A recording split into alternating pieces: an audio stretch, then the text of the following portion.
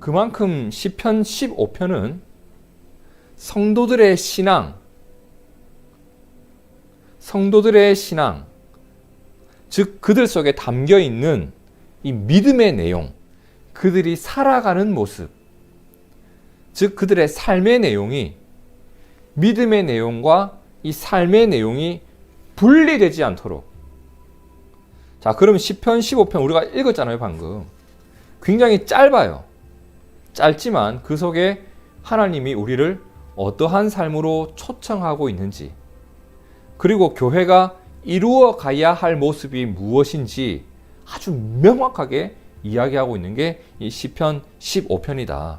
여호와여, 주의 장막에 머무는 자 누구 오며 주의 성산에 사는 자 누구 오니까. 여기서 말하는 주님의 장막, 주의 장막이 뭐죠, 여러분? 오래전 이스라엘 백성들이 광야에서 하나님께 예배를 드리던 장소예요. 그럼 주의 성산은 어디죠? 하나님께 예배를 드리던 성전이 세워진 산을 말하는 거예요. 그렇기 때문에 이 질문의 의미는 이런 거예요. 하나님을 예배하는 사람은 어떤 모습이어야만 합니까? 하나님, 참된 예배자의 모습은 어떤 것입니까? 하나님, 우리가 예배를 드리는 장소에 나왔는데 저희가 준비해야 할 것은 무엇입니까?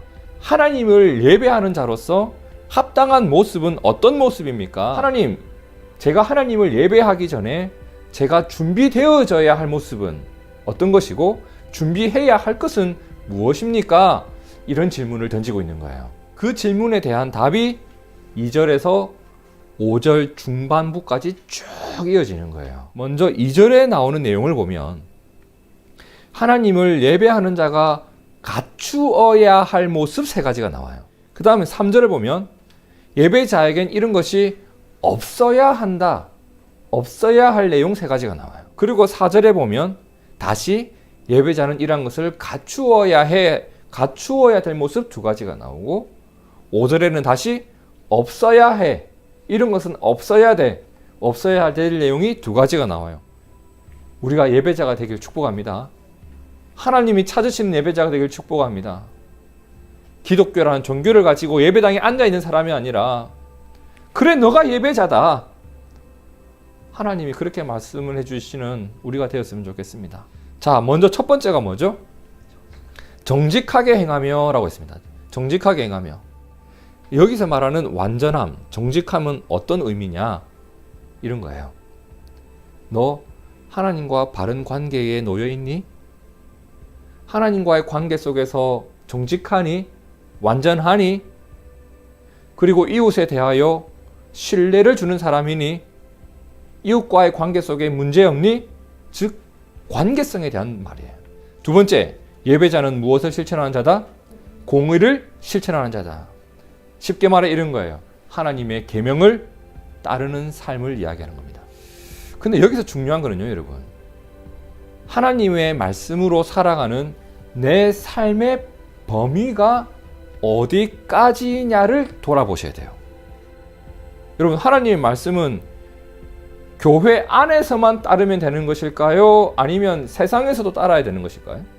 하나님의 말씀은 성도들끼리 모였을 때만 실천하는 삶의 모습이 되면 될까요? 아니면 불신자들 속에서도 실천해야 될까요? 여러분, 말씀은 세상을 살아가는 방식이 되어야 하고 누구 앞에서나 실천되는 삶의 방식이 되어야 합니다. 예배자는 예배당에서도 그리고 세상에서도 하나님 말씀으로 살아가는 사람입니다. 자, 3번째, 그의 마음에 무엇을 말한다? 진실을 말하며 라고 하면 진실. 사람의 마음과 말이 다른 사람이 있어요. 그 마음에 품고 있는 것과 그의 행동이 다른 사람이 있단 말이에요. 하나님은 이것이 예배자의 모습이 되지 않기를 원하고 계시는 겁니다. 그리고 이어지는 3절에 보면 뭐가 나온다? 예배자에게 없어야 할 3가지가 나온다고 했어요. 가장 먼저 혀로 남을 허물하지 말라는 말씀이 나옵니다. 남을 비하시키지 마라. 그 사람을 낮추려고 하는 의도가 있는 그런 말을 너는 해서는 안 돼, 이 말이에요. 여러분, 남을 깎아내리는 것을 즐거워하는 것은 하나님이 창조하신 작품을 비우는 것과 뭐가 다를까? 내가 그 사람을 존대하는 것이 하나님의 창조를 찬양하는 것입니다. 그리고 이어지는 말씀에 보니까 이웃에게 무엇을 행하지 않는다? 악을 행하지 않는다라고 했습니다. 자, 그러면 악이 뭐냐? 악이 뭐냐? 정신적 고통을 주는 것, 육체적 고통을 주는 것, 그를 불행하게 하는 것, 상해를 입히는 것, 재해를 당하게 하는 것, 부당한 행위를 하는 것, 한마디로 그 사람을 괴로움에 빠뜨려 버리는 것. 이웃에게 고통과 괴로움을 주는 사람이 아니라 우리가 소망과 편안함을 주는 사람들이 되길 축복합니다. 우리가 예수님을 모르고 살 때의 습관이 사람들에게 행해지는 것이 아니라 예수님께 듣고 배운 것을 사람들에게 실천하며 살아가는 우리가 되길 바랍니다. 그때 우리는 누군가에게 소망과 편안함을 주는 존재가 되어져 있을 거라 저는 믿습니다. 그리고 그 다음으로 뭐가 나와요? 그의 이웃을 비방하지 아니하며 라고.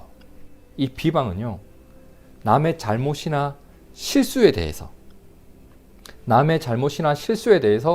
조롱하는 거 있잖아요. 그럴 줄 알았다. 그 사람을 수치스럽게 하는 거. 너 그거밖에 안 돼. 예수님이 우리를 향해서 만일에 비방을 하셨다. 너 그럴 줄 알았다. 그래, 내가 너를 위해서 십자가 졌으나 너 그럴 줄 알았다. 넌 항상 그런 놈이지.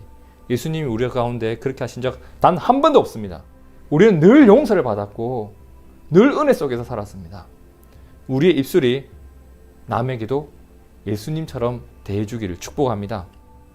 하나님을 찬송하는 우리의 입술이 이웃을 축복하는 입술이 되기를 바랍니다. 자, 계속해서 4절을 봅니다. 4절에 보면 그의 눈은 망령된 자를 멸시하며 여호와를 두려워하는 자들을 존대하며 라고 했습니다. 보통 사람들은 돈과 힘 없는 자를 멸시합니다. 그리고 어떤 사람이 인기가 많아요? 유명하고 인기가 많은 사람. 세상은 그래요. 왜 그래요? 그러한 것에 가치를 두고 있기 때문에. 가치를. 복 있는 사람은 악인들의 꾀를 따르지 아니하고 죄인들의 길에 서지 아니하고 오만한 자들의 자리에 앉지 아니하고, 오늘 말씀을 따라 말하면 망령된 자를 멸시하고. 그럼 복 있는 사람은 어떤 사람이에요? 하나님이 주신 가치를 따라가는 사람이다. 이제 8번째죠. 그의 마음에 뭐한 것? 서원한 것, 약속한 것은 해로울지라도 변하지 아니하며 라는 말씀이 나와요. 약속을 계속 어기다 보면 어떤 일이 발생해요? 그 사람에 대한 불신이 생겨납니다. 여러분, 불신은 관계를 파괴시키는 힘이 있습니다. 그리고 불신은 공동체를 분열시키는 힘이 있습니다. 그렇다면 예수님 믿는 사람에게 이것보다 해로운 것이 또 뭐가 있겠냐는 겁니다. 하나님은 우리가 하나님께 그리고 세상에 신뢰를 주는 자가 되기를 원하십니다. 그러한 사람이 예배자라고 주님 말씀하셨습니다. 이제 5절입니다. 뭘 받으려고? 이자를 받으려고 돈을 꾸어주지 아니하며 이웃의 가난을 나의 부요함의 기회로 삼지 말라는 겁니다. 어려운 이웃을 향해 예배자가 품어야 할 마음은 긍휼입니다. 긍휼. 받을 것을 고민하지 않으면 베품이 즐겁습니다. 이자보다 더 큰 행복을 우리 주님이 반드시 주실 것을 믿습니다. 이제 마지막 10번째입니다. 뇌물을 받고 무죄한 자를 해하지 아니하는 자이니. 여러분, 뇌물은 어때요? 인간의 욕망을 자극해요. 그 사람이 가지고 싶은 것을 주는 거란 말이에요. 그렇게 인간의 욕망을 자극해서 거짓을 정의로 만드는 힘이 있어요. 하나님은 하나님을 예배하는 자들이 이 뇌물에 흔들리는 사람이 되지 않기를 원하십니다. 왜냐하면 뇌물에 흔들리면 결코 정의롭고 공평한 공동체를 세울 수 없고, 이 일은 하나님의 나라와 점점 멀어지는 일이기 때문에 그렇습니다. 뇌물은 반드시 억울한 일을 만들어냅니다. 그리고 이로써 이웃을 사랑하는 일에 실패하게 만듭니다. 자, 이렇게 우리는 지금까지 참된 예배자의 모습은 무엇입니까, 하나님? 제가 이렇게 예배당에 나와왔는데 저는 어떤 사람이 되기를 원하십니까, 하나님? 이라는 질문에 대한 하나님의 말씀을 살펴봤습니다. 여호와여, 주의 장막에 머무를 자 누굽니까? 주의 성산에 사는 자 누굽니까? 예배자는 어떤 사람입니까? 라고 했을 때 여러분, 하나님의 말씀에 이런 거 없었어요. 성막 안에서, 성전에서 기도를 어떻게 해라, 금식은 어떻게 해라, 찬양은 몇 분 동안 해라, 성가대는 이렇게 해야 된다, 설교는 이렇게 해야 된다, 광고는 이렇게 해야 된다, 성전에서 밥은 이렇게 먹어야 된다. 하나도 없었습니다. 하나님이 원하시는 예배자가 어떤 사람입니까? 라고 물었더니 하나님이 이렇게 말합니다.